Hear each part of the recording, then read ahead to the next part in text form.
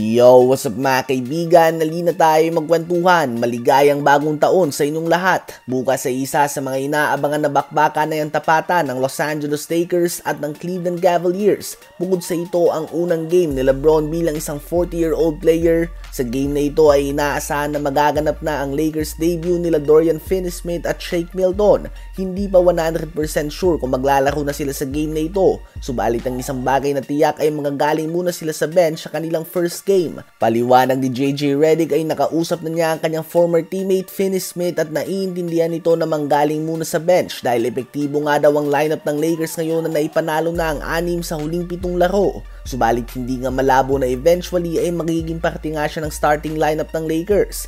Well, agad silang masusubukan laban sa best team sa NBA ngayong season na Cleveland Cavaliers. Sa una nilang pagkikita ay dinurog ni Evan Mobley at Jarrett Allen duo ang Lakers. Nagtala ito ng combined 45 points and 22 rebounds sa isang game.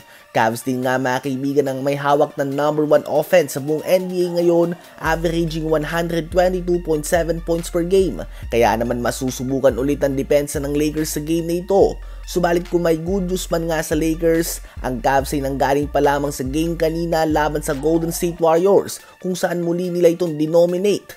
Kung sa first game nga ng Warriors at ng Cavs ay umabot sa 41 points ang biggest lead ng Cavs, sa game naman na ito ay lumobo din nga ito mga kaibigan sa 26 points. Naging turning point ang second quarter nang malimit ang Warriors sa 11 points lamang. Sa uli ay nakuha nga ng Cleveland Cavaliers ang dominant win sa score na 113-95. 25 points, 8 assists si Darius Garland at 23 points si Donovan Mitchell. Ang starters ng Cavs ay naglaro lamang ng average playing time of 26 minutes. Kaya naman well-rested pa din nga sila para sa game bukas laban sa Lakers. Sa Warriors naman ay nalimit lang nga si Curry sa game na ito sa 11 points on 3 of 11 shooting sa 3-point line. Naputol naman ang 7 magkakasunod na talo ng Sacramento Kings nang makuha nila ang panalo laban sa Dallas Mavericks sa walang Luka Doncic, Kyrie Irving, Klay Thompson at Derek Lively sa score na 110-100. 33.6 rebounds and 6 assists si De'Aaron Fox to lead the way. 17 points, 16 rebounds, 7 assists si Domantas Sabonis at 14 points, 7 rebounds and 6 assists si Malik Monk.